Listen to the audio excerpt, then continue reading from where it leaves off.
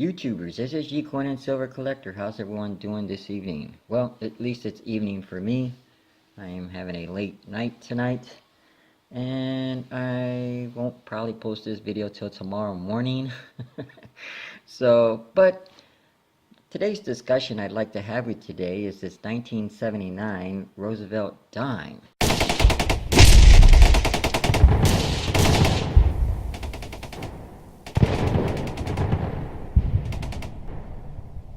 Alright YouTubers, thank you for sticking around. Welcome to my channel. If you are a new viewer, thank you for watching. So as I was discussing with you, the legends on this Roosevelt dime do not look very presentable, as you would always see on my previous coins that I usually show you. But you're going to be surprised that this Roosevelt dime, 1975 dime here, Roosevelt dime, is actually a double die obverse and a reverse. Now, you can't see that double die right now just off the basis of my phone that I'm recording with, which is not very good. I'm sorry for that, but you know, in time I will be upgrading everything, computer, phone, you know, so hopefully in the future I will be able to produce better quality videos for you to satisfy your viewage in looking at my videos. So until then, I apologize, but I will still produce videos as much as I can until the new equipment comes in. So anyways, what I want to do for you is I'm going to go ahead, I'm going to show you the verse of this coin right now, as you can see. And then I'll pick it up and then I'll show you the reverse.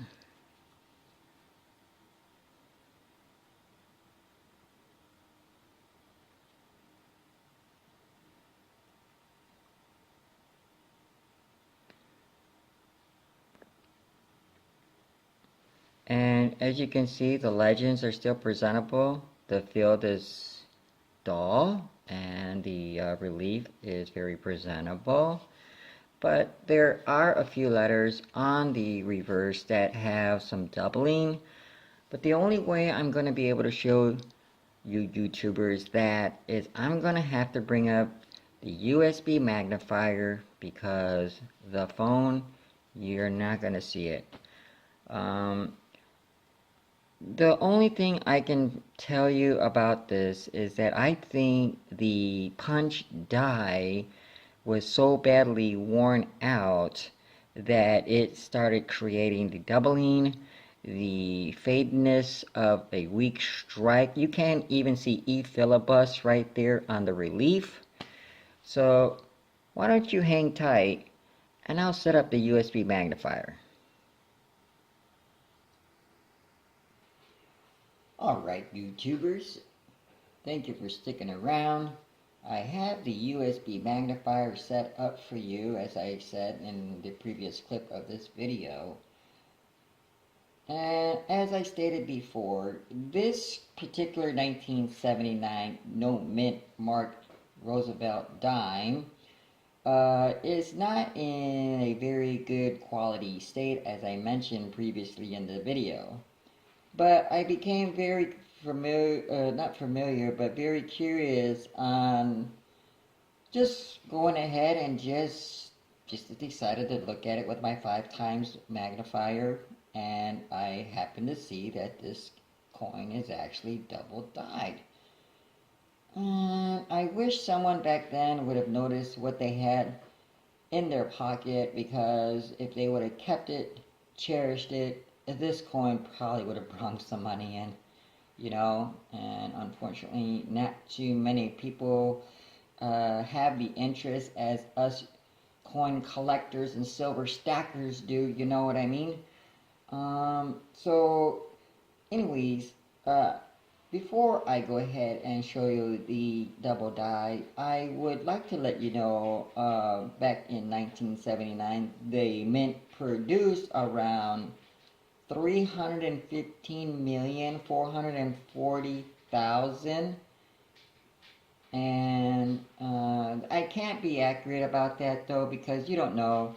Some of them could have been remelted by now, for recirculation, for New Year's, so, but that's what I am reading now online, that's what that was shown for that year. Anyways, back to the discussion of this Roosevelt dime here. Now, as you can see here, you can see the 1979 in a smashy mode, but, it just is a poor shaped dime, and I'm going to go ahead and I think I can see just a real slight doubling on the year for the 7, which is around right here at this anglage here, and possibly around this corner here, and the back side of the number 7. I also could see a slight doublage underneath the 9 right here, but you can see how you might see a slight doubling under the E right here. But like I said, this poor dime is just in such poor shape. I wish somebody would have known what they had in their hand. It would have been a gem. So we will come down here now around, and as you can see right here, you can see right here on the E, on the B, right here on the I, and a little on the L. Oh, sorry, let me reposition that for you guys. So the doubling is a slight doubling on the back side of the L, the I, the B right here, a small portion of the B right here, on the back side of the E. Whoa. I'm trying to get used to it. This is the first time I'm using a cloth. So on the E right here, on the R right here, and if you also look in the center of the R, you can see 2 ring punches, like from the doubling. You see right underneath the R right there, as the repunch was done.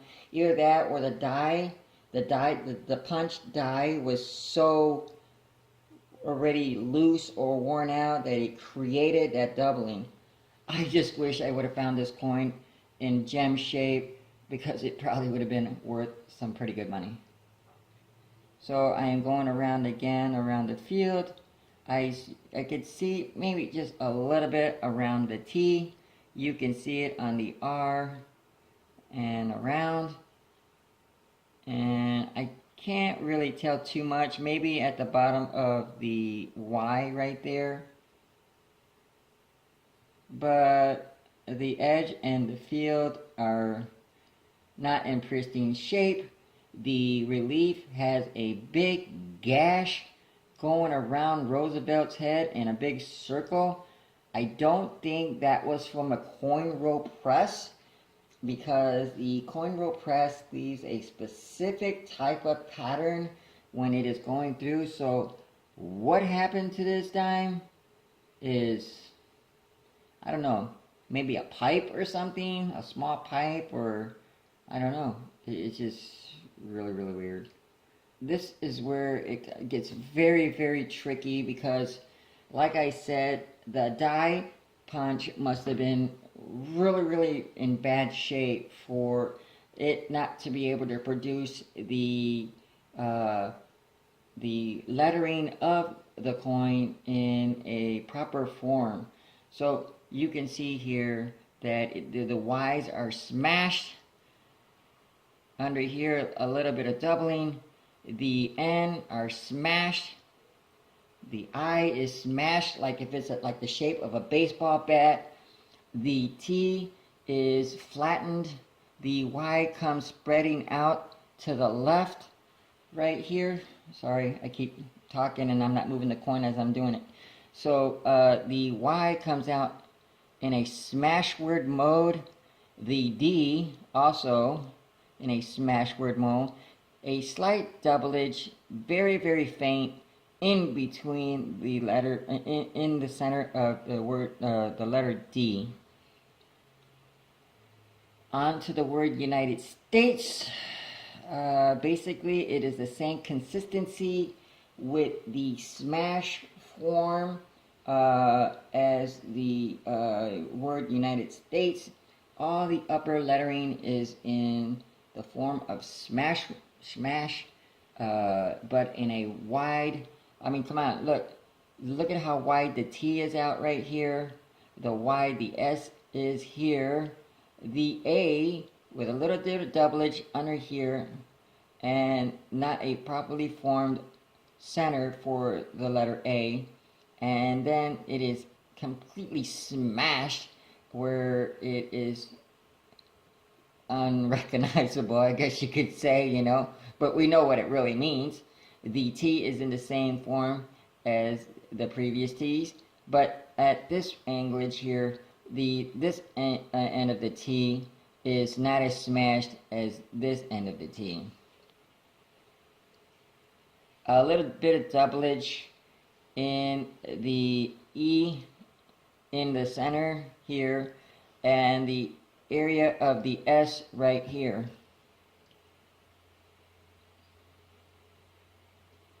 And everything else, you can come around to the word America, and you can see a slight doublage within the C inside the center here. And I think that's really going to be about it. The word filibus is not in a proper punch formation, I guess you could say, because, or spelling. Look at the end over here, there's really nothing there. I mean, that's how weak the die punch must have been to not even produce the word at the end. So what do you think, YouTubers? Do you think this is a unique find? I think it is. But the problem is that the coin is it's so, I don't know how to say it. It wasn't taken care of the way it should have been. It has been roaming around in circulation since 1979, and it's unfortunate that this coin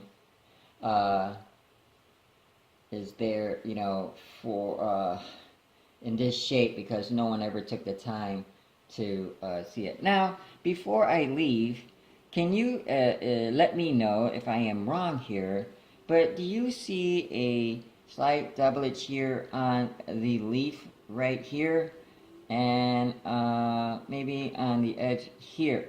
But if that is the standard formation of the punch for that, please let me know in the comment down below. Also on the torch right here, you can see that there is a extra doublage right here on the part of the torch where it goes right there. So if you think that is the standard punch for the dime, then please let me know. I don't think it is.